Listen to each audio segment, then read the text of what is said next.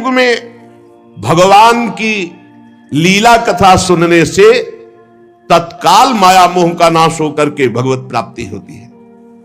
और कहीं सप्ताह विधि से जो श्रवण करते हैं कामना पूर्वक, उनकी जो कामना होती है, या पाप प्रायश्चित, पापों का नाश, कामनाओं की पूर्ति, भगवत प्राप्ति, सब कुछ इसमें सुलभ है।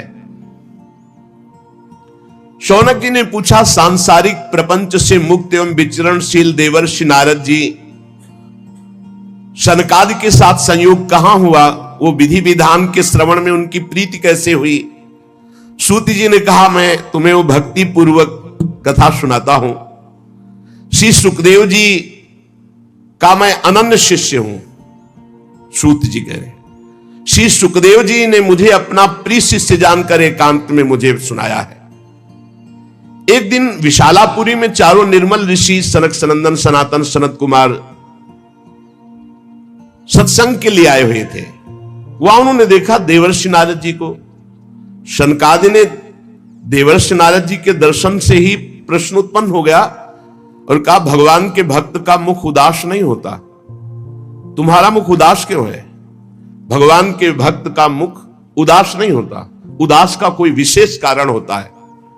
आपका चिंतातुर होना, उदास होना और आपका जल्दी जल्दी चलना, इन तीनों बातों से मुझे लग रहा है कि कुछ न कुछ विशेष बात है।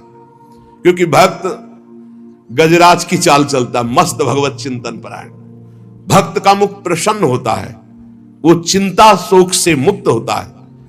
नारद जी को उदास देखकर, चिंतातुर देखकर और जल्दी जल्दी आते हुए देखकर कहा, आपका आगमन कहां से हो रहा है? आप इस समय जो व्याकुल हैं, इसका मतलब कोई समस्या है। इसलिए अनासक्त पुरुष की ऐसी स्थिति किसी विशेष समस्या से होती है। वो क्या समस्या है?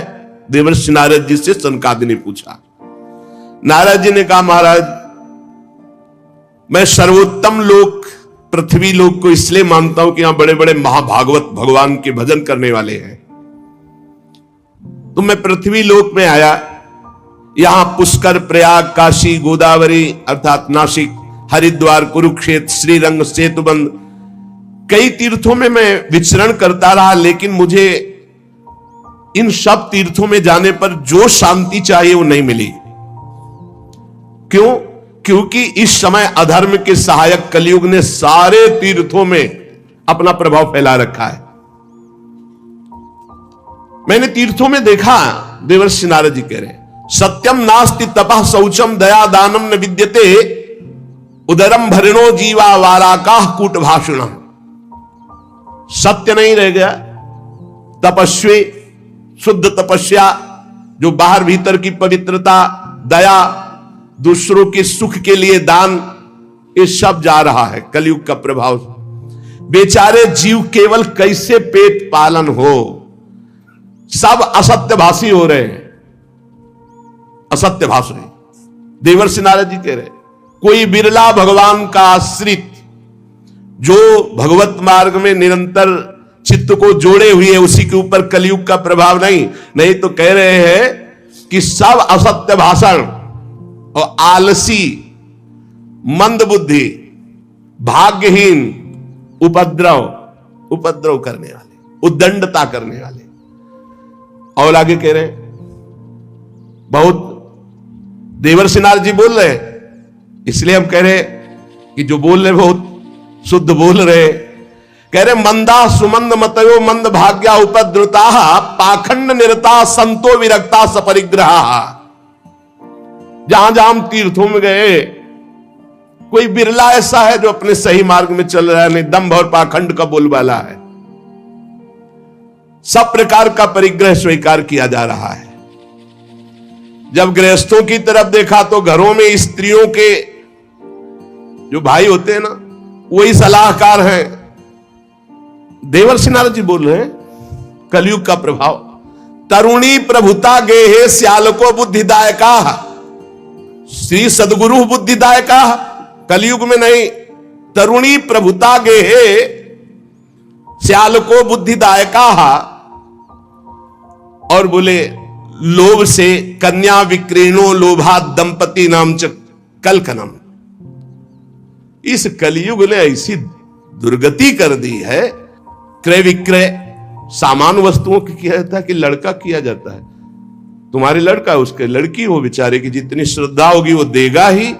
ये दहेज मांगना, दहेज लेना इच्छा से युक्त होकर नहीं, हमारे पूर्व से चला रहा है। कन्या वाला जितनी सामर्थ्य होती खूब भावपूर्वक वर पक्ष को देता रहा है, उसका भाव रहा है, लेकिन वर पक्ष मांग करके वैसे घर में नई साइकिल नहीं, लड़का मोटरसाइकिल के लेगा तब ही चलेगा, दुल्हन भी ले, केवल तुम लड़का हो इसलिए, और वो पढ़ लिख करके घर परिवार से आपके पास आ रही है, पूरे जीवन आपकी सेवा करेगी। तुम्हें ये नहीं समझ में आ रहा, तुम्हें चाहिए कमा करके। अरे हमें तो लगता है कि कार वगैरह व्यवस्था तो देनी चाहिए लड़की वाले को, कि हमारे कुल चलाने के लिए लड़की दी व्यवस्था, तुम्हें कभी कोई कष्ट ना पड़े। लड़की वाला बेचारा देता है ऊपर से और वो मांग करते हैं। स्त्री पुरुष फिर भी आपस में कलह है, बड़ा विचित्र। महाराज देवर्षि नारद जी सनकाद से कह रहे हैं, महात्माओं के आश्रम में गया, तीर्थों में गया, पावन नदियों में गया, यहां सब दुष्टों ने देवालयों को नष्ट कर दिया। कलयुग का ऐसा प्रभाव हो रहा है कि शुद्ध योगी मिलना, सिद्ध मिलना, सिद्ध ज्ञानी मिलना, सिद्ध भक्त मिलना, सिद्ध सत्कर्मी मिलना बड़ा कठिन हो रहा है। न योगी नैव सिद्धो वा न ज्ञानी सत्क्रियो नरा कलिदावा नले नाद्य साधनम भस्मताम गतम। भ्रष्टाचार फैला रहा है कलयुग, सारे साधन इस समय कलि रूपी दावानल से भस्म हो रहे हैं। हमने देखा कि बाजारों में अन्न बिकने लगा है, पहले अन्न नहीं बिकता था। देवर्षि नारद जी कह रहे कैसा कलयुग का प्रभाव बढ़ गया है। अट्टशूला जनपदा शिवशूला दुजातय कामिन्य केशशूलिन्य संभवंती कलाविः। दुजातय जो विप्रजन है वो पैसा लेकर के वेद पढ़ाते हैं, तो फिर परिवार कैसे चले? नहीं, वेद पढ़ाते थे वो तो गुरु दक्षिणा में या कार्य की पूर्णता में जजमान तो खुद देता था, मांगने को नहीं कहा गया। गोस्वामी तुलसीदास जी ने भी कहा, बेचहि वेद धर्म दुहि लेहि। पैसा तय करके वेद का पाठ करना या शास्त्रों का श्रवण कराना, ऐसा निषेध ये कलयुग का प्रभाव है। देवर्षि नारद जी कह रहे हैं, तस्मात् शास्त्रम प्रमाणम कामिन्यः केशशूलिन्यः संभवन्ति कलाविः। इस कलयुग ने ऐसा भ्रष्टाचार मचा दिया कि चरित्र बेच करके लोग जीवन यापन करना चाहते हैं। बड़ा विचित्र है। बोले चरित्र बेच करके उदर पोषण करने की वृत्ति, ऐसा दिमाग। नौकरी मिल जाए, रुपया मिल जाए, पद मिल जाए, चरित्र चला जाए, उसका कोई महत्व नहीं। ऐसा कलयुग बुद्धि को भ्रष्ट कर देता है। एवं पश्यन् कलेर दोषान पर्यटन नवनीमहम यामुनम तटमापन्नो यत्र लीला हरेरभूत। मैं ऐसे विचरण करते हुए भयानक कलयुग के दोषों को देखता हुआ परम पावन यमुना जी के पुलिन पर विराजमान जो श्री वृंदावन धाम है, जहां भगवान श्री कृष्ण की नित्य लीला हो चुकी है, हो रही है और होती रहेगी। तत्राश्चर्यम मया दृष्टम सुरेताम तन्मुनीश्वराः एकातु तरुणी तत्र निषण्णा खिन्न मानसा। मुनिवरों, मैंने एक बड़ा आश्चर्य देखा वृंदावन में। वहां एक बड़ी तेजोमयी दिव्य युवती खिन्न मन से बैठी है, उसके पास दो पुरुष वृद्धावस्था को प्राप्त अचेत पड़े हुए सांस ले रहे हैं। वो तरुणी बार बार उन दो वृद्ध पुरुषों की सेवा करके जगा रही है, दुलार कर रही है, पर वो जगी नहीं रहे। तरुणी खिन्न मानसा, बहुत उदास है। दश दिक्षु निरीक्षन्ति रक्षितारम निजम वपुः विज्यमाना सतस्त्रिभिर बोध्यमाना मुहुर्मुहु। वो दसियों दिशाओं में देख रही कि कोई मेरा सहयोगी आ जाए और इन दो को चेतना दिला दे। बार बार वो वस्त्र से पंखा झल रही, उन्हें चेतना लाने की कोशिश। मैंने ये दूर से चरित्र देखा, कौतूहलवश पास गया। वो दिव्य तरुणी खड़ी हुई और प्रणाम करके व्याकुल होकर मुझसे कहने लगी, देवर्षि नारद जी, एक क्षण ठहर जाइए, मेरी चिंता को दूर कर दीजिए, क्योंकि आप जैसे संतों का दर्शन समस्त चिंताओं और पापों को नष्ट करने वाला होता है। आपके वचनों से मेरे दुख की बहुत कुछ शांति हो जाएगी, मुझे विश्वास है, क्योंकि यदा भाग्यम भवेत भूरि भवतो दर्शनम तदा, जब मनुष्य के बहुत बड़े भाग्य उदय होते तब आप जैसे संतों के दर्शन होते। नारद जी ने कहा कि देवी तुम कौन हो, बहुत तेजस्वी हो, और ये दोनों वृद्ध पुरुष कौन है तुम्हारे जो तुम इनकी सेवा कर रही हो, और बहुत सी कमल नयनी देवियां तुम्हें घेरे हुए हैं, तुम विस्तार से अपने दुख और अपना परिचय बताओ, दुख का कारण और परिचय। तो उस दिव्य युवती ने कहा अहम भक्ति रीति ख्याता इमौ में तनयो मतौ ज्ञान वैराग्य नामा नौ काल योगे न जर्जरौ गंगाद्या सरितश्चेमा मत सेवार्थम समागता। मेरा नाम भक्ति है, ये मेरे पुत्र हैं जो वृद्ध हो गए ज्ञान और वैराग्य। समय के प्रभाव से, कलयुग के प्रभाव से मेरे पुत्र वृद्ध हो गए ज्ञान और वैराग्य। ये जो मेरी सेवा में है ये गंगादि दिव्य नदियां हैं। मैं समस्त देवियों से सेवित हूं क्योंकि प्रेम लक्षणा भक्ति हूं। तपोधन मैं अपनी कथा सुनाती हूं और सुनकर आप मुझे शांति प्रदान करें। मैं द्रविड़ देश में उत्पन्न हुई, कर्नाटक में बड़ी, कहीं कहीं महाराष्ट्र में सम्मानित हुई, गुजरात में मुझे थोड़ा बुढ़ापा जैसा लगा। घोर कलयुग के प्रभाव से पाखंडियों ने मुझ भक्ति को छीण कर दिया है। पाखंड में बहुत काल से मैं दुर्बल निस्तेज अपने पुत्रों सहित, पर जब मैं वृंदावन आई तब तो मैं तो सुंदरी स्वरूप नवयुवती हो गई, लेकिन मेरे पुत्र वैसे कि वैसे ज्ञान वैराग्य। भक्ति कह रहे मैं तो तेजस्विनी हो गई वृंदावन में, लेकिन ज्ञान वैराग्य को यहां। अब ये मेरे पुत्र ऐसे वृद्ध पड़े हैं, अब इनको छोड़कर मैं कहीं जा नहीं सकती। जरठत्वम क्षमायातौ तेल दुखेल दुखिता साहम तु तरुणी कस्मात सुतो वृद्धा विमोकुता। बड़ी समस्या है, माता जवान और बेटे बूढ़े, मैं दुखी हूं। हम तीनों एक साथ रहते हैं, ज्ञान वैराग्य भक्ति, फिर ये विपरीतता क्यों? ऐसा होना चाहिए, पुत्र तरुण होना चाहिए, माता बूढ़ी होनी चाहिए। मैं तरुण हूं, मेरे पुत्र ज्ञान वैराग्य बूढ़े हैं। योग निधि आप इसका कारण बताइए। नारद जी ने कहा साध्वी आपके बात करते करते मैंने ज्ञान दृष्टि से सब कुछ देख लिया, तुम्हें विषाद नहीं करना चाहिए। भगवान श्री हरि तुम्हारे अधीन है। प्रेम अधीन भगवान का नाम, प्रेमाधीन, भक्ताधीन मनः पूज्यो, भक्ति के अधीन है, तुम्हें विषाद शोभा नहीं देता। सूत जी कहते हैं मुनिवर नारद जी ने एक क्षण में ही सब कारण जान लिया और नारद जी ने कहा देवी सावधान होकर सुनो, ये दारुण कलयुग है। इसी से इस समय सदाचार, योग मार्ग, तपस्या, सब मार्ग, भगवत मार्ग जितने हैं प्रायः ये गुप्त लुप्त होते जा रहे हैं। कलिकाल का ऐसा प्रभाव बढ़ता चला जा रहा है। हे देवी जना अघासुरायन्ते साध्य दुष्कर्म कारिणा। सबका मन दुष्टता में ज्यादा लगता है। दुष्कर्म करना, पापाचरण करना, जो मन बुद्धि है ये ज्यादातर पाप कर्म के कभी नहीं अघाते हैं। जहां देखो जो सही मार्ग से चलेगा उसे दुख, म्लान, निंदा, उपहास। बड़ा बुद्धिमान होगा जो सही मार्ग में धैर्य पूर्वक चल पावे, नहीं तो लोग ऐसा उसका उपहास करेंगे और ऐसा दृश्य देखने को कलयुग दिखाएगा कि पाप कर रहा है, मौत से रह रहा है, धर्म से चल रहा, बड़ा दुखी हो रहा है।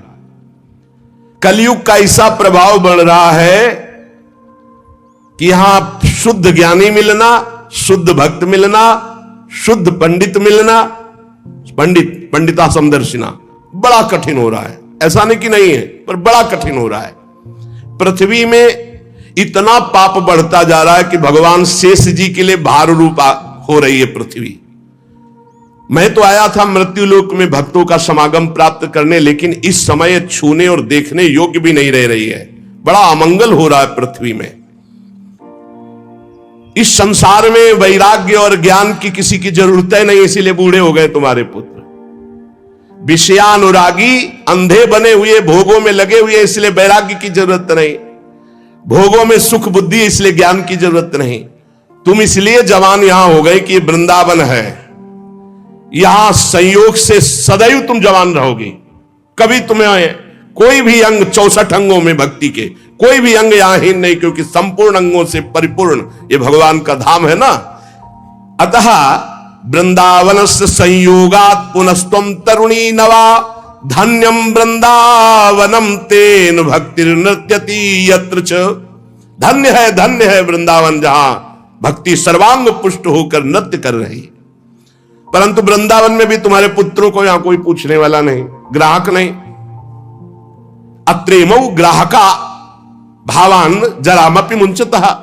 अभाव है वृंदावन में, ज्ञान वैराग्य को कोई नहीं पूछता। यहां प्रेम लक्षणा भक्ति का ही सारा खेल है, इसलिए इनका बुढ़ापा नहीं छूट रहा। पर यहां आनंद से सो रहे, क्योंकि भगवान का धाम है, तो इनको भगवत स्पर्श जनित आनंद की प्राप्ति हो रही, इसलिए शांत सो रहे। भक्ति ने कहा कि सुना था कि राजा परीक्षित ने देखा था कलयुग को, फिर इस पापी को मार क्यों नहीं डाला, रहने क्यों दिया? इस पापी कलयुग के आते ही सबकी बुद्धि भ्रष्ट हो गई, सब वस्तुओं का सार न जाने कहां चला गया। परीक्षित जी ने मार क्यों नहीं डाला इसको? और करुणामय भगवान श्री हरि से भी ये कैसे देखा जा रहा है? मेरा संदेह दूर कीजिए, क्योंकि आपके वचनों के सुनने से मुझे बड़ी शांति और पुष्टता मिल रही है। भक्ति जी ने कहा। नारद जी ने कहा, देवी तुमने पूछा है तो प्रेम से सुनो कल्याणी, मैं तुम्हें बताऊंगा, तुम्हारा दुख निश्चित दूर होगा। जिस दिन भगवान श्री कृष्ण इस भूलोक को छोड़कर अपने परम धाम को गए, उसी दिन से संपूर्ण साधनों में बाधा डालने वाला एक कलयुग आ गया। उसी दिन से कलयुग आया है जिस दिन भगवान परम धाम को अंतर्धान हुए, द्वापर कांत। तुमने जो पूछा परीक्षित जी ने मारा क्यों नहीं इस कलयुग को, तो दिग्विजय के समय राजा परीक्षित की दृष्टि पड़ी, जो ही दृष्टि पड़ी कलयुग समझ गए मार डालेंगे, क्योंकि भगवत शक्ति से संपन्न है। वो दौड़ के अपनी पाग उतारकर दीन होकर शरण में आ गया। और ये नियम है कि जो चरणों में गिर पड़े, शरणागत हो जाए, चाहे प्राणों की बाजी लगानी पड़े, उसकी हानि नहीं होनी चाहिए। ये शरणागत का धर्म का नियम है। जैसे कबूतर चरणों में गिर गया तो महाराज शिवी जी ने अपने संपूर्ण शरीर को, मांस को, शरीर को भी दे दिया, लेकिन कबूतर को नहीं दिया। वो दीन के समान शरण में आ गया। अब जब शरण में आ गया तो मारा नहीं जा सकता। फिर देखा कि ये तो सब का सारग्राही है। जो फल तपस्या, योग एवं समाधि से नहीं मिल सकता, वो कलयुग में हरिनाम से मिल सकता है। ए देखो, ये सार वस्तु कलयुग की पकड़ी महाराज परीक्षित जी ने। यद्यपि ये बहुत ही अमंगलकारी है कलयुग। यत् फलम नास्ति तपसा न योगेन समाधिना तत्फलम लभते सम्यक कलौ केशव कीर्तनात्। बड़ी बड़ी समाधि से, बड़ी बड़ी तपस्या से, साधना से, योग से जो फल नहीं मिलता कलयुग में, नाम जप और नाम कीर्तन से। कलयुग केवल नाम आधारा, सुमिर सुमिर नर उतर ही पारा। ये सारहीन होने पर भी महाराज परीक्षित ने एक बात देखी कि जो 10,000 वर्ष तपस्या और समाधि और साधना से फल, वो भगवान नाम कीर्तन और जब से कलयुग में सहज में प्राप्त हो जाएगा। इसलिए इसको नहीं मारा। पहले तो शरणागत हो गया, और दूसरी बात इसमें बड़ी जोर की एक बात देखी कि जो 10,000 वर्ष समाधि, तपस्या, योग, यज्ञ आदि से, वो यहां सहज में नाम जप से, नाम कीर्तन से प्राप्त हो जाएगा। कुकर्म में सबकी प्रवृत्ति फैलाना एक कलयुग का कार्य है।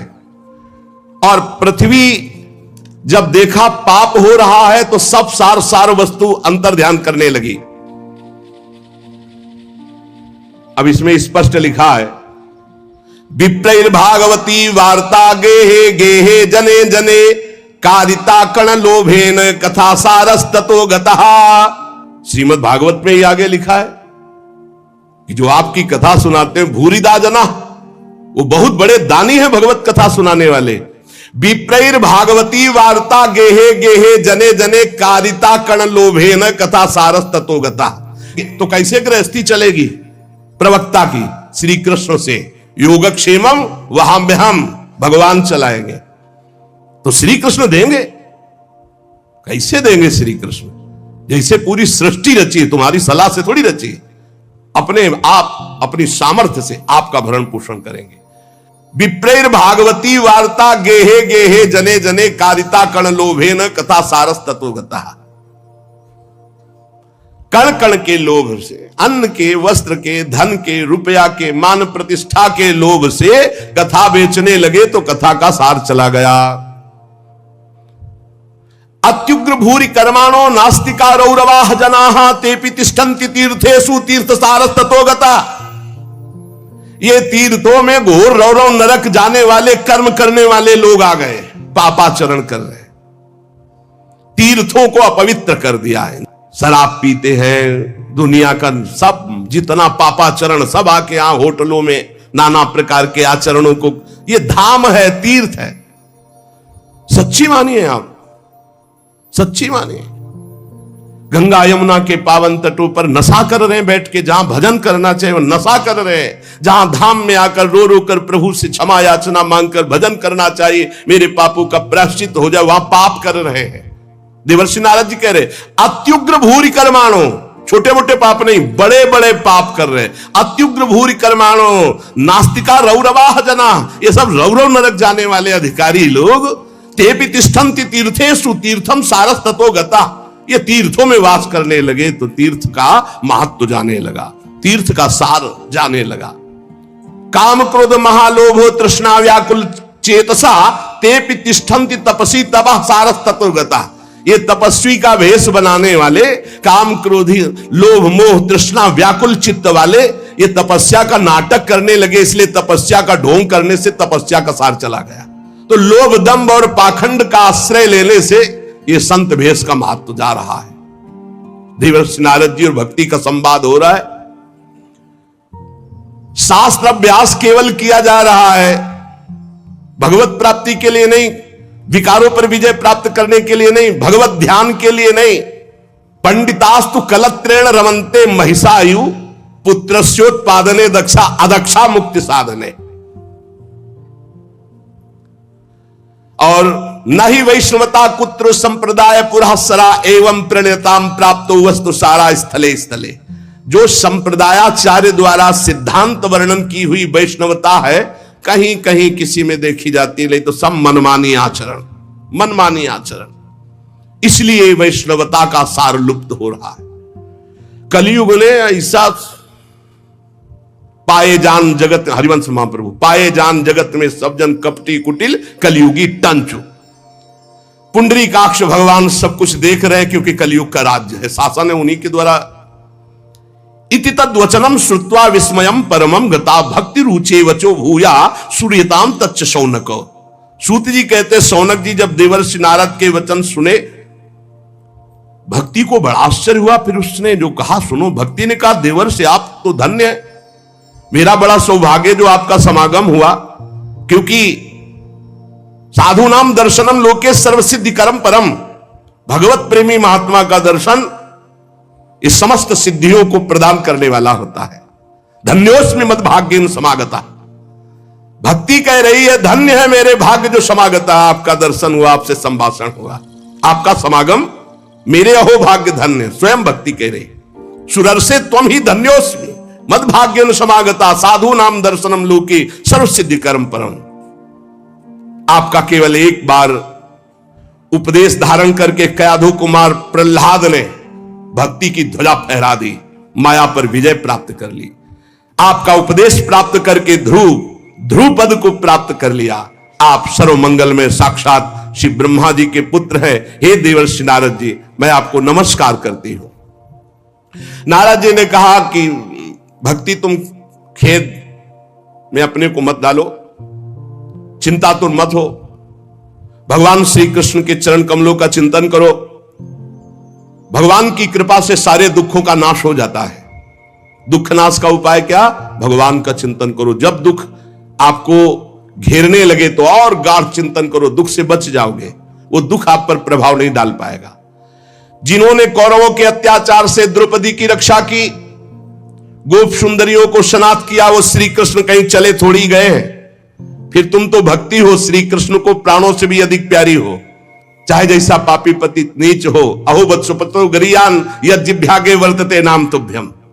सतयुग त्रेता द्वापर इन 3 युगों में ज्ञान, वैराग्य और मुक्ति के साधन थे, किंतु कलयुग में तो केवल भक्ति ही ब्रह्म सायुज्य प्राप्त करा सकती, दूसरा कोई साधन नहीं। जैसे अभी कल या परसों में श्री तुलसीदास जी जो वर्णन कर रहे थे कि तीर्थ, याग, यज्ञ, व्रत आदि, अब नहीं समय रह गया इनके द्वारा भगवत प्राप्ति। ये सोचकर ही परमानंद चिन्ह मूर्ति ज्ञान स्वरूप श्री हरि ने अपने सत स्वरूप से तुम्हें रचा है। तुम साक्षात श्री कृष्ण की परम प्रिय हो, परम सुंदरी हो। एक बार जब तुमने हाथ जोड़कर पूछा था कि मैं क्या करूं, तब भगवान ने यही आज्ञा थी कि मेरे भक्तों का पोषण करो। तुमने भगवान की आज्ञा स्वीकार की। तुम पर भगवान बहुत प्रसन्न है। तुम्हारी सेवा करने से मुक्ति को तुम्हारी दासी के रूप में दिया है। भक्ति की दासी क्या है? मुक्ति। ज्ञान वैराग्य तुम्हें पुत्र रूप में दिए। वैसे तो तुम साक्षात भगवान के समीप रहती हो, पर कभी कभी भूतल पर अपने भक्तों का पोषण करने के लिए तुम भ्रमण करती हो। कहां समीप रहती? भगवान के धाम में। यहां नित्य शाश्वत प्रेम लक्षणा भक्ति विराजमान रहती है। तुम मुक्ति रूपी दासी ज्ञान वैराग्य रूपी पुत्र को लेकर पृथ्वी तल पर सतयुग से द्वापर पर्यंत बड़े आनंद से रहे, पर कलयुग में तुम्हारी दासी मुक्ति पाखंड रूप रोग से पीड़ित होकर क्षीण हो गई, इसलिए वो तो भगवान के पास चली गई। अब जब भगवान जिसको मुक्ति देंगे वही मुक्त हो सकता है। अब इस लोक में तुम्हारे पास बचे ज्ञान और वैराग्य, वो बूढ़े हो चुके हैं, ज्ञान वैराग्य काम नहीं कर रहा, पर वो तुम्हारे पास ही हैं। कलयुग के कारण तुम्हारे पुत्र उत्साहहीन वृद्ध हो गए हैं, पर चिंता मत करो, मैं संकल्प लेता हूं इनका नव जीवन, ज्ञान वैराग्य को मैं जागृत करूंगा। सुमुखी, कलयुग में बहुत बड़े दोष हैं, पर कलिना सदृशा कोपि युगो नास्ति वरानने तस्मिस्त्वाम स्थापयिष्यामि गेहे गेहे जने जने। इसमें बड़ा भारी गुण है। भगवान के नाम कीर्तन से परम पद प्राप्त होता है। मैं घर घर में भक्ति का स्थापन करूंगा, तुम चिंता मत करो। देखो, अन्य सब धर्मों को दबाकर भक्ति विषयक महोत्सवों को यदि आगे ना रखूं, घर घर में तुम्हारा प्रचार न कर दूं, तो मैं भगवान श्री हरि का दास नहीं। तुम निश्चिंत हो जाओ। तदा न हम हरे दासो लोके त्वाम न प्रवर्ते। अगर भक्त ये कभी कह दे तो निश्चिंत हो जाना, तो वो करे न करे, उसका जो संबंध हुआ उससे हरि कर देंगे। अपनो परण विसार भगत को पूरो परण निभाओ। अगर कभी भक्त उत्साह में आकर कह दे कि जा तुम्हारा परम कल्याण निश्चित है, नहीं तो मैं भगवान का दास नहीं, परम कल्याण निश्चित है, तुम बेपरवाह हो जाओ, कौन हो, कहां के हो, कैसे हो, इससे मतलब नहीं। अपनो परण विसार भगत को पूरो परण। देवर्षि नारद जी ने कहा तदा ना हम हरे दासो लोके त्वाम न प्रवर्तते। मैं भगवान का दास नहीं कहलाऊंगा अगर घर घर में तुम्हारी स्थापना न कर दे। इस कलयुग में जो जीव तुमसे युक्त होंगे, वो चाहे जितने बड़े पापी हों, वो भगवान श्री कृष्ण के अभय धाम को प्राप्त होंगे।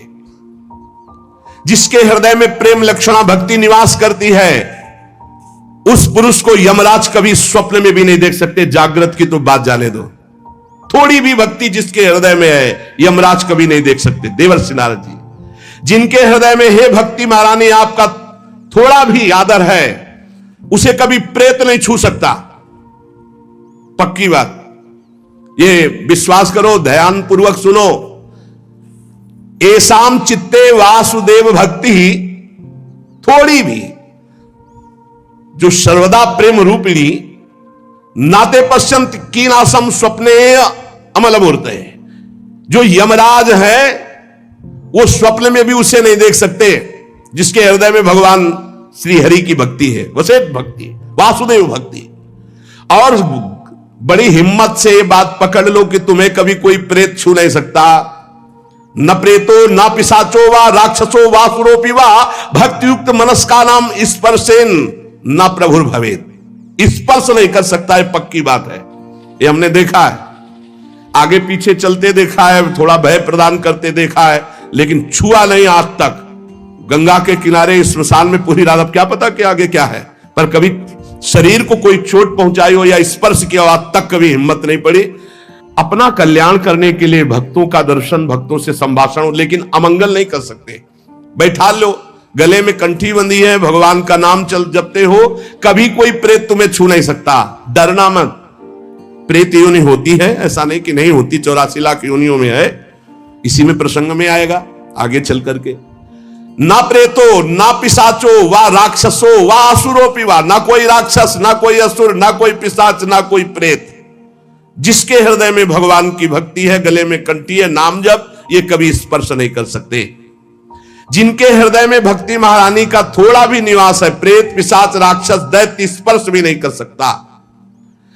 भगवान तपस्या वेदाध्ययन ज्ञान और कर्म आदि के साधन से वश में नहीं किए जा सकते, वो केवल भक्ति से ही वशीभूत होते। इसमें गोपीजन प्रमाण है। ना तपोभिर न वेदैश्च न ज्ञाने नापि कर्मणा हरिर ही साध्यते भक्त्या प्रमाणम तत्र गोपिका। ये जो भगवत चर्चा, धाम आना, सत्संग सुनना, नाम जप करना, भगवान की भक्ति में बोले नृणाम जन्म सहस्त्रेण भक्तो प्रीतिर ही जायते।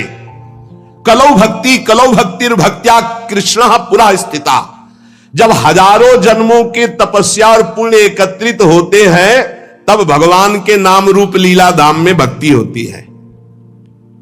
कलयुग में केवल भक्ति, केवल भक्ति, केवल भक्ति से ही श्री कृष्ण चंद्र का साक्षात दर्शन पाया जा सकता है। केवल भक्ति से भगवत धाम की प्राप्ति। जो लोग भक्ति की अवहेलना करते हैं, भक्ति द्रोह करा ये ते सीदंत जगत रे दुर्वासा दुखमापन्ना पुरा भक्ति विनिंद कहा। जो लोग भक्ति से द्रोह करते हैं, भक्त से द्रोह करते हैं, वो चाहे दुर्वासा जैसे तपस्वी क्यों न, तीनों लोक में भारी दुख ही दुख पाएंगे। बस बस अलम व्रतैरलम तीर्थैरलम योगैरलम मकई अलम ज्ञान कथालापैर भक्ति रे कैव मुक्तिदा। बस बस बस व्रत से, तीर्थ से, योग से, यज्ञ से, ज्ञान चर्चा से भगवत प्राप्ति नहीं। कलिकाल है, एकमात्र भक्ति से ही परम मोक्ष, परम पद जो चाहोगे वो प्राप्त हो जाएगा। सूत जी कहते हैं, इस प्रकार नारद जी के श्रीमुख से जब भक्ति का महात्म, भक्ति महारानी और पुष्ट हो गई। अहो नारद धन्योषि प्रीतिस्ते मयि निश्चला ना कदाचित विमुंचामि चित्ते स्थास्यामि सर्वदा।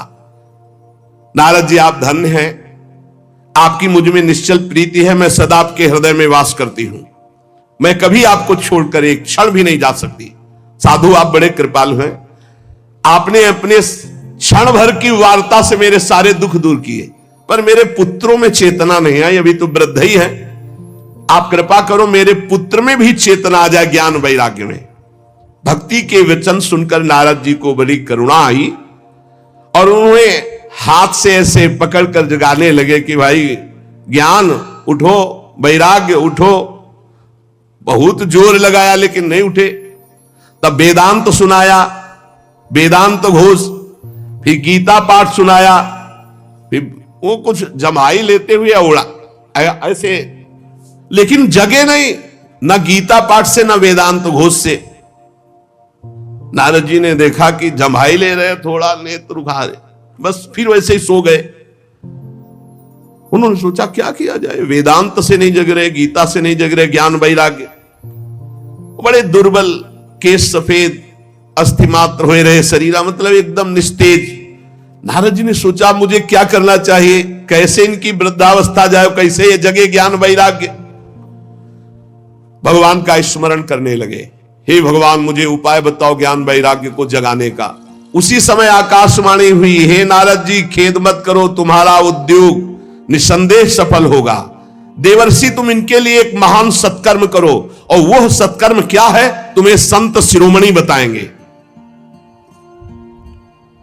आकाशवाणी बस इतना बोली, तुम धन्य हो, तुम इनके लिए सत्कर्म करो, तुम्हारा उद्योग सफल होगा, और वो सत्कर्म कोई संत महापुरुष बताएंगे। आकाशवाणी साफ साफ सुनाई दी थी। नारद जी को बड़ा विस्मय हुआ, वो कहने लगे कि आकाशवाणी भी हुई और कुछ आशय भी नहीं समझाया, कहा संत शिरोमणि कहेंगे, वो कहां है संत शिरोमणि, हम किसको खोजें। आकाशवाणी ने भी बात गुप्त ही कही, वो कौन सा साधन है, वो कौन से संत शिरोमणि है जो मुझे बताएंगे, वे संत कहां मिलेंगे। अब आकाशवाणी ने जो कहा मुझे करना चाहिए, खोज करना चाहिए संत शिरोमणियों की। शौनक जी तब ज्ञान वैराग्य दोनों को वहीं छोड़कर नारद मुनि वहां से चले और प्रत्येक तीर्थों में जा जाकर संतों से पूछते, उनकी बात संत जन सुनते। उन्होंने बताया कि असाध्य है रोग। जब आप जैसे महापुरुष गीता सुना रहे हो, वेदांत सुना रहे हो, ज्ञान वैराग्य नहीं जग रहे, तो असाध्य ही है। कोई नारद जी के सामने नमन के मौन चल दिए, उत्तरे नहीं दिए। अब जहां जहां संतों में जाते तो संत जन यही कहते कि भाई सब संतों से बड़े तो नारद जी हैं। और जब नारद जी वेदध्वनि, वेदांत घोष और गीता पाठ बार बार सुनाया और ज्ञान वैराग्य नहीं जगाए जा सके, तो फिर और क्या हो सकता है। नारद जी तो स्वयं महाभागवत योगी राज हैं, दूसरे संत तो कैसे बताए। जब बहुत पूछा लेकिन सबने कहा दुस्साध्य है। नारद जी बहुत चिंतातुर हुए और बदरी वन में आए। ज्ञान वैराग्य को जगाने के लिए निश्चय किया कि मैं यहां कठोर तपस्या करूंगा। इसी समय भगवान की प्रेरणा से करोड़ों सूर्यों के समान तेजस्वी सनक सनंदन सनातन सनत कुमार दिखाई दिए। नारद जी बहुत आनंदित हुए, परस्पर नमस्कार हुआ। नारद जी ने कहा, महात्माओं, इस समय बड़े भाग्य से मेरा आप लोगों के साथ समागम हुआ। आप मुझ पर कृपा करके शीघ्र वो साधना बतलाइए। आप सभी लोग बड़े योगी, बुद्धिमान, विद्वान हैं। आप देखने में 5-5 वर्ष के बालक से जान पड़ते हैं, किंतु हैं सबके पूर्वजों के पूर्वज। आप सदैव वैकुंठ धाम में निवास करते हैं और निरंतर हरिनाम कीर्तन करते रहते हैं। भगवत लीलामृत का रसास्वादन करके उन्मत्त रहते हैं। भगवान की चर्चा ही आपका जीवन है। सदा वैकुंठ निलया हरि कीर्तन तत्पराहा लीलामृत रसोन्मत्ता कथा मात्रैक जीवना। कथा ही आपका जीवन है और हरि कीर्तन अमृत का, लीलामृत का पान करके उन्मत्त बने रहते हैं। और हर समय हरि शरण में वही नित्यम में साम मुखे वचः अतः काल समादिष्टा जलायुष्मान न बाधते। हर समय आपके मुख से निकलता रहता है हरि शरणम हरि शरणम हरि शरणम। इस महामंत्र के कारण काल प्रेरित वृद्धावस्था आपको छू नहीं सकती। हरि शरणम, आपको कोई बाधा नहीं पहुंचा सकता। किसी भी लोक में आप कहीं भी जा सकते हैं। आपके भ्रूभंग मात्र टेढ़ी होने पर भगवान के द्वारपाल जय विजय तुरंत पृथ्वी लोक में गिर पड़े थे और आपकी ही कृपा से पुनः वैकुंठ लोक पहुंचे। धन्य हो गया मैं जो आज आपका दर्शन हुआ। मैं बहुत दीन हूं, आप लोग स्वभाव से दयालु हैं, इसलिए मुझ पर आपको अवश्य कृपा करनी चाहिए। बताइए, आकाशवाणी ने जो कहा वो कौन सा साधन है? मुझे क्या अनुष्ठान करना चाहिए? ज्ञान और वैराग्य किस प्रकार जागृत हो और भक्ति सुखी हो जाए, सब में भक्ति ज्ञान वैराग्य की प्रतिष्ठा हो, ऐसा कौन सा साधन है? सनक सनंदन सनातन सनत कुमार चारों ऋषियों में से बोले, देवर्षि आप चिंता मत करो, पहले तो प्रसन्न हो जाओ। उनके उद्धार का एक सरल उपाय पहले से विद्यमान है। नारद जी, धन्य है उसका जीवन जो परोपकारी जीवन है दूसरे के लिए। आप विरक्तों में शिरोमणि हैं, श्री कृष्ण दासों के शाश्वत पथ प्रदर्शक हैं, भक्ति योग के भास्कर हैं। आप भक्ति के लिए जो उद्योग कर रहे हैं, आपके लिए कोई आश्चर्य की बात नहीं समझनी चाहिए। भगवान के भक्त के लिए तो भक्ति की सम्यक स्थापना करना सदा उचित है। ऋषियों ने संसार में अनेकों मार्ग प्रकट किए, किंतु सभी कष्ट साध्य है और परिणाम में बहुत ब्रह्मा द्वारा रचे हुए लोकों की ही प्राप्ति कराने वाले हैं। भगवान की प्राप्ति कराने वाला मार्ग तो बड़ा गुप्त है, उसका उपदेश करने वाला पुरुष भी बड़े भाग्य से प्राप्त होता है। आपको आकाशवाणी ने जिस सत्कर्म का संकेत किया है उसे हम बतलाते हैं। आप प्रसन्न और समाहित चित्त होकर सुनिए। नारद जी द्रव्य यज्ञ, तपोयज्ञ, योग यज्ञ और स्वाध्याय रूपी ज्ञान यज्ञ, ये सब तो लोक लोकांतर की प्राप्ति कराने वाले हैं, महालोक, तपलोक, जनलोक, स्वर्गलोक आदि। लेकिन ये जो भगवत चर्चा रूपी महान सत्कर्म है, ये मोक्ष प्रदान करता है, प्रेम प्रदान करता है। भगवान की जो दिव्य चर्चाएं हैं, जिसे परमहंस श्री सुखदेव जी ने गान किया है, जब संपूर्ण भागवत की चर्चा ज्ञान और वैराग्य भक्ति को सुनाई जाए तो तत्काल इनको बल मिलेगा। इनका कष्ट चला जाएगा और ये आनंद से उन्मत्त होकर नृत्य करेंगे। सिंह की गर्जना सुनकर जैसे भेड़िए भाग जाते हैं, ऐसे भगवान की चर्चा सुनकर कलयुग के दोष नष्ट हो जाते हैं, कलयुग भयभीत होकर भाग जाता है। प्रेम रस प्रवाहित करने वाली भक्ति, ज्ञान और वैराग्य सबके हृदयों में जागृत हो जाएगी जो भगवान की चर्चा सुनेंगे। नारद जी ने कहा कि मैंने वेद वेदांत की ध्वनि की, गीता पाठ बार बार किया, फिर भी भक्ति ज्ञान वैराग्य तीनों नहीं जगे, तो महाराज श्रीमद् भागवत सुनाने से कैसे जग जाएंगे? क्योंकि कथा के प्रत्येक श्लोक प्रत्येक पद में वेदों का ही तो सारांश है। आप लोग शरणागत वत्सल, आपका दर्शन कभी व्यर्थ नहीं जाता, इसलिए मेरा संदेह दूर कीजिए। शनकादि ने कहा श्रीमद् भागवत की कथा वेद उपनिषदों का सार है, इसलिए उनसे अलग उनकी फल रूपा होने के कारण बड़ी उत्तम है। जिस प्रकार रस वृक्ष की जड़ से लेकर शाखा पर्यंत रहता है किंतु उसका स्वाद नहीं लिया जा सकता, वही जब अलग फल रूप में आता है तो उसका स्वाद लिया जाता है। जैसे दूध में घी रहता है किंतु उसका स्वाद नहीं लिया जाता, जब प्रक्रिया के द्वारा अलग किया जाता है तो उसका स्वाद अलग हो जाता है। जैसे गन्ने में शक्कर रहती है पर प्रक्रिया के द्वारा फिर उसका स्वाद अलग लिया जाता है, ऐसे ही वेद उपनिषद का सार फल रूप है जो भगवान श्री कृष्ण की चर्चा से युक्त श्रीमद् भागवत है। ये भगवान व्यास देव जी ने भक्ति ज्ञान और वैराग्य को प्रकाशित करने के लिए स्वयं रचा है। वेद वेदांत के पारगामी गीता की भी रचना करने वाले भगवान व्यास देव जी खिन्न होकर अज्ञान समुद्र में गोते खा रहे थे, तो आप याद करो, आपने ही तो 4 श्लोक में इसका उपदेश किया था, उसे सुनते ही उनकी सारी चिंता दूर हो गई थी। फिर इसमें आपको आश्चर्य क्यों हो रहा है? जो आप हमसे प्रश्न कर रहे हैं, आपको उन्हें शोक और दुख का विनाश करने वाले इस महामहिम भगवत चर्चा को सुनाना चाहिए। नारद जी ने कहा महानुभाव, आज तो मैं कृतकृत हो गया। आपका दर्शन जीव के संपूर्ण पापों को तत्काल नष्ट कर देता है। जो संसार दुख रूप दावानल से तपे हुए हैं उन पर शीघ्र ही शांति की वर्षा हरि जब करते तो आप जैसे महात्माओं का दर्शन हो जाता है। आप निरंतर भगवान शेष जी के सहस्त्र मुखों से गाए हुए भगवत कथामृत का पान करते रहते हैं। मैं प्रेम लक्षणा भक्ति का प्रकाश करने के उद्देश्य से आपकी शरण लेता हूं।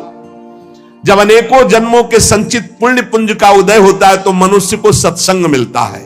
भाग्योदयेन बहुजन्म समर्जितेन सत्संगमं च लभते पुरुषो यदा वै अज्ञान हेतु कृत मोह मदांधकार नाशम विधाय ही तदोदयते विवेका। अनेकों जन्मों के जब पुण्य एकत्रित होते तब सत्संग मिलता है, और जब सत्संग मिलता है तब अज्ञान जनित मोह मद रूप अंधकार का नाश होकर विवेक उदय होता है, और जब विवेक उदय होता है तो भगवान से प्रेम होता है, जब अविवेक होता है तो संसार से प्रेम होता है। नारद जी, अब मैं भक्ति ज्ञान और वैराग्य को स्थापित करने के लिए प्रयत्न करूंगा। परमहंस शिरोमणि श्री सुखदेव जी के कहे हुए भागवत शास्त्र की कथा द्वारा उज्जवल ज्ञान यज्ञ करूंगा। यह यज्ञ मुझे कहां करना चाहिए, आप इसके लिए कोई स्थान बतला दीजिए। आप लोग वेद के पारगामी विद्वान हैं, इसलिए मैं सुख शास्त्र की महिमा सुनना चाहता हूं। इसकी विधि क्या है, कितने दिनों में सुने, कृपा करके बताइए। जब नारद जी ने ऐसा कहा तो शनकादि बोले आप बड़े विनीत हैं, क्योंकि सब जानते हुए आप पूछ रहे हैं, सर्वज्ञ हैं आप, पर आप पूछ रहे हैं इसलिए हम आपको ये बातें बता रहे हैं। इस समय हरिद्वार के पास आनंद नामक एक घाट है, बड़ा शांत है, एकांतिक है, ब्रह्म ऋषियों द्वारा सेवित है, देवता सिद्ध लोग वहां सेवन करते हैं, भांति भांति के वृक्ष और लताएं हैं, वहां कोमल नवीन बालू बिछी हुई है, बड़ा सुरम्य एकांत प्रदेश है। हर समय गंगा जी की कलरव और सुगंध जो कमलों की है वो वायु लाती रहती है। हमें लगता है वही इस ज्ञान यज्ञ का आरंभ किया जाए आनंद घाट में। कथा में अपूर्व रस आता है जब एकांत शांत भागवतिक स्थान हो। हमने देखा है कथा का प्रभाव। और आप देख लीजिएगा, एक बार केवल अनुष्ठान होने दीजिए और आपके सामने निर्बल जरा जीर्ण अवस्था में पड़े हुए ज्ञान वैराग्य यदि नृत्य न करने लगे तो कहना। भक्ति अपनी आंखों के सामने ही देखेगी, वो भी नृत्य करेगी, उनके पुत्र भी नृत्य करेंगे। कथा के शब्द पढ़ते ही ज्ञान और वैराग्य तरुण हो जाएंगे। नारद जी के साथ सनकादि तुरंत वहां से पहले कथा स्थान आनंद घाट गंगा जी के तट पर गए। यहां यमुना जी के पावन तट, परम पावन महामहिम वृंदावन की भूमि में इससे बराबर वो हरिद्वार है, हरिघर है। नहीं, ये हरिघर है, वो द्वार है। द्वार से जिस समय तट पर पहुंचे तो सर्वत्र सिद्धों ने ये सूचना पहुंचा दी कि बहुत बड़ा ज्ञान यज्ञ होने वाला है। तो भगवान के रस के जो रसिक जन हैं, भक्त जन हैं, प्रेमी जन हैं, वो सब एकत्रित होने लगे। भृगु जी, वशिष्ठ जी, च्यवन जी, गौतम जी, मेधातिथि, देवल, देवरात, परशुराम, विश्वामित्र, साकल, मार्कंडे, दत्तात्रेय, पिप्पलाद, योगेश्वर, भगवान व्यास, पराशर, छायासुख, जाजल, जन्हू आदि बड़े बड़े मुनि अपने अपने शिष्यों के साथ परिकर के साथ वहां एकत्रित होने लगे। इसके सिवा मूर्तिमान होकर वेद, उपनिषद, मंत्र, तंत्र, 17 पुराण, 6 शास्त्र, ये सब वहां उपस्थित हुए, क्योंकि सनकादि आदि महापुरुषों के द्वारा भगवत चर्चा। गंगा आदि नदियां, पुष्कर आदि सरोवर, कुरुक्षेत्र आदि समस्त क्षेत्र, सारी दिशाओं के दंडक वन, हिमालय आदि के जितने भी ऋषि मुनि सब आकर के एकत्रित होने लगे। सिद्धों ने बात फैला दी, भगवान की अमोघ चर्चा होने वाली है हरिद्वार में आनंद घाट पर, और बड़े महापुरुषों के द्वारा, इसलिए सब कथा का आनंद लें। तब कथा सुनाने के लिए दीक्षित होकर श्री कृष्ण परायण सनकादि नारद जी के दिए हुए श्रेष्ठ आसन पर विराजमान हुए। सभी ऋषि मुनि देवताओं सबने उनकी वंदना की। श्रोताओं में वैष्णव, विरक्त, सन्यासी, ब्रह्मचारी ये आगे बैठे। सबके आगे देवर्षि नारद जी, एक और ऋषिगण, एक और देवतागण, एक और वेद उपनिषद, एक और तीर्थ, और दूसरी ओर जन साधारण स्त्री पुरुष, ये सब ऐसे विभाग करके कथा सुनने के लिए विराजमान हुए। उस समय बड़ी जोर की पुष्प वर्षा हुई आकाश से, जय जयकार, नमस्कार और शंखों की ध्वनि होने लगी। फूलों की वर्षा, जो विमान पर चढ़कर देवता लोग सब ऋषियों के ऊपर कल्प वृक्ष के फूल बरसा रहे थे। सनकादि ऋषि महात्मा नारद को भगवत चर्चा का महात्म्य स्पष्ट करके सुनाने लगे। सनकादि ने कहा, हम आपको इसकी पहले महिमा सुनाते हैं। जो इसको श्रवण कर ले एक बार सही ढंग से, उसकी मुक्ति निश्चित हो जाएगी। कोई भी हो, एक बार पूरी सम्यक 18,000 श्लोक सुन ले तो निश्चित उसको भगवत प्राप्ति हो जाएगी। पहला ये श्रवण का फल है, तुम्हारी समझ में आवे ना आवे, एक बार आपने ध्यान से भगवत चर्चा सुनी सम्यक, तो इसका फल है कि अंततोगत्वा तुम्हारा कल्याण हो जाएगा। और कहीं ध्यान देकर सुना तो प्रेम लक्षणा भक्ति जागृत हो जाएगी, जो मोक्ष को भी लघु करने वाली है। इसलिए इस कथा का सावधान होकर के आस्वादन करना चाहिए। जो पूरी कथा सुन लेगा तो श्रवण मात्र से श्री हरि हृदय में आकर विराजमान हो जाएंगे, हरि जागृत हो जाएंगे। भय प्रकट कृपाला, अभी यहां 3 गुणों का पर्दा लगाकर आनंद ले रहे, सो रहे, फिर वो जग जाएंगे, पर्दा हट जाएगा और भय प्रकट कृपाला, तो हमें हृदय में ही साक्षात्कार हो जाएगा। यस्या श्रवण मात्रेण हरिश्चित्तम समाश्रयेत। इसमें 18,000 श्लोक, 12 स्कंद, श्री सुखदेव और राजा परीक्षित का संवाद। ये जीव तभी तक अज्ञानवश संसार चक्र में भटकता रहता है जब तक उसे भगवान की चर्चा सुनने को नहीं मिलती। जहां भगवान की चर्चा सुनने को मिली, मोह का नाश हुआ और भगवान की तरफ दौड़ पड़ता है। श्री सनकादि इस महामहिम भगवत शास्त्र की महिमा का वर्णन करते हैं।